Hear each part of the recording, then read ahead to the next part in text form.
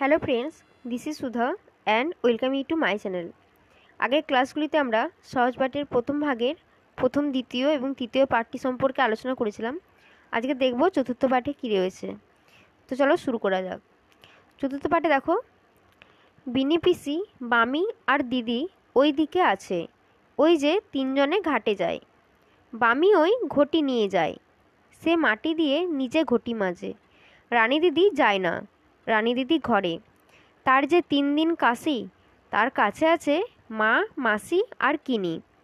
চলো ভাই নীলু, এই তালবন দিয়ে পথ, তারপরে তিল ক্ষেত, তারপরে তিসি ক্ষেত, তারপরে দিঘি। জল খুব নীল, ধারে ধারে কাদা, জলে আলো ঝিলিমিলি করে। বক মিটিমিটি চায় আর মাছ ধরে। পরের পাতায় আছে দেখো, ওই যে বামি ঘটি নিয়ে বাড়ি ফিরে যায়। ভাই ঘড়ি আছে কি? দেখি, 6টা যে বাজে, আর দেরি নয়, এইবার আমি বাড়ি যাই। তুমি এসো পিছে পিছে, পাখি খাবে দেখো এসে। এ কি পাখি?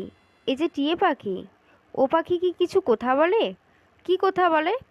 ও বলে রাম রাম হরি হরি। ও কি খায়? ও খায় দানা। রানী দিদি ওর বাটি ভরে আনে দানা, বুড়ি দাসী আনে জল। পাখি কি ওড়ে? না, পাখি ওড়ে না, ওর পায়ে বেরি। ও আগে ছিল বনে, বনে নদী ছিল, ও নিজে গিয়ে জল খেত। দিনু এই পাখি পোষে। পরের পাতায় দেখো, একটি খুব সুন্দর কবিতা রয়েছে। ছায়ার ঘোমটা মুখে টানি, আছে আমাদের পাড়াখানি। দিঘি তার মাঝখানটিতে, তালবন তারই চারি ভিতে। বাঁকা এক সরু গলি বেয়ে জল নিতে আসে যত মেয়ে।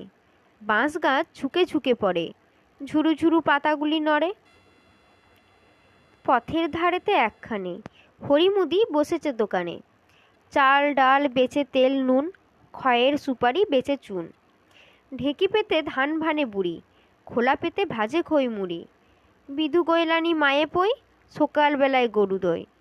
আঙিনায় কানাই বোলায়, রাশি করে সরিষা কোলায়। বড় বউ মেজ বউ মিলে ঘুঁটে দেয় ঘরের পাঁচিলে।